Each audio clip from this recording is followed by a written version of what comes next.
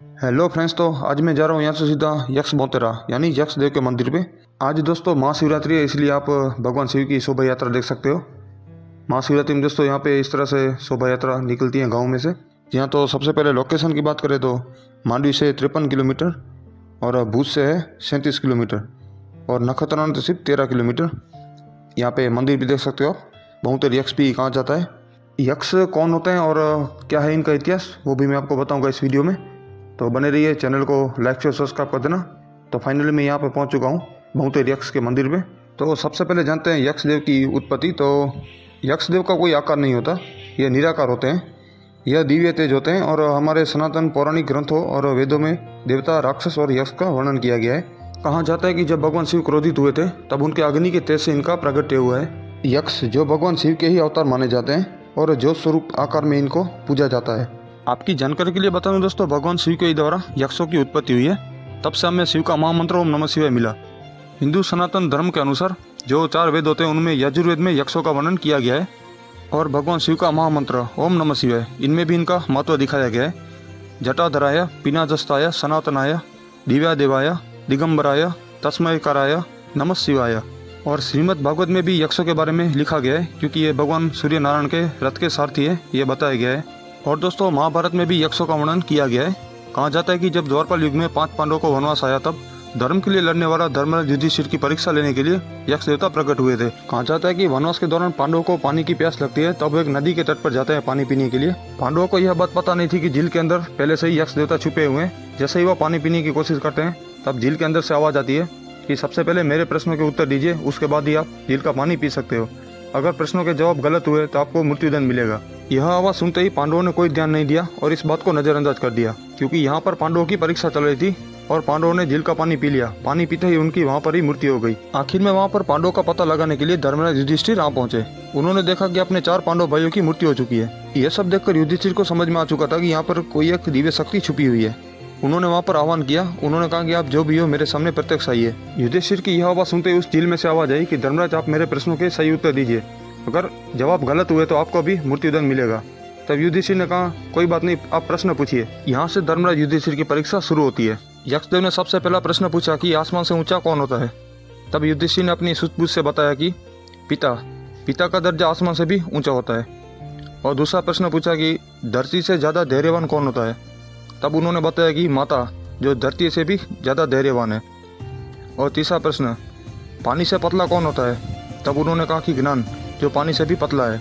और चौथा प्रश्न धरती से भी भारी कौन होता है। तब उन्होंने कहा कि पाप, जो धरती से भी भारी है। और 5वां प्रश्न अग्नि से भी तेज कौन है। तब उन्होंने कहा कि क्रोध, जो अग्नि से भी ज़्यादा तेज है। और 6ठा प्रश्न काजल से काला कौन है। तब उन्होंने कहा कलंक, जो काजल से भी ज़्यादा काला होता है। और आखिरी प्रश्न हवा से भी तेज कौन होता है। तब उन्होंने कहा कि मन की गति हवा से भी तेज होती है।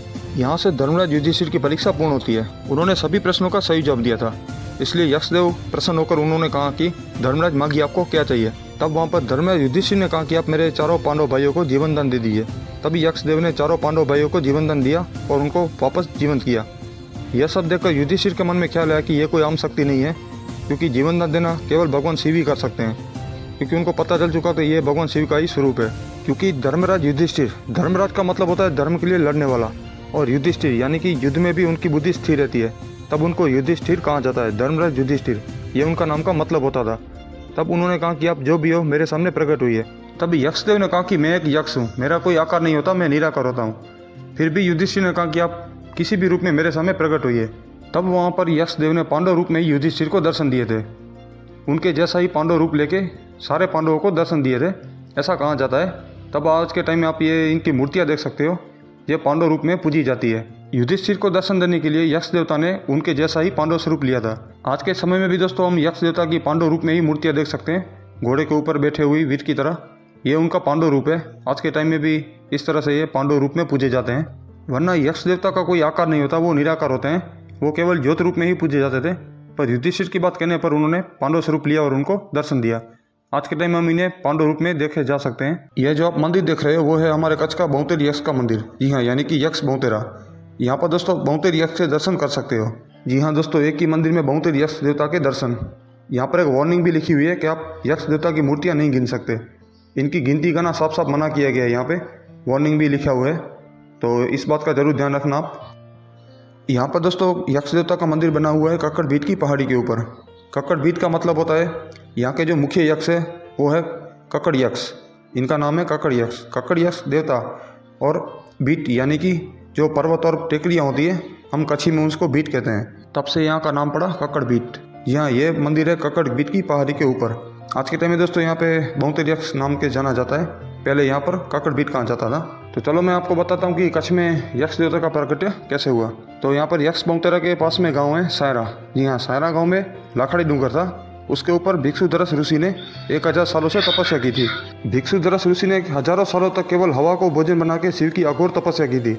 उससे भगवान शिव ने प्रसन्न होकर यहाँ पे इनको यक्ष के स्वरूप में दर्शन दिए थे। तो आज यहाँ पर आप इनके स्वरूप देख सकते हो। और यहाँ पर कक्कड़ बीट की पहाड़ी के ऊपर भिक्षुधरस ऋषि ने अपने हाथों से ही शिव की स्थापना की थी।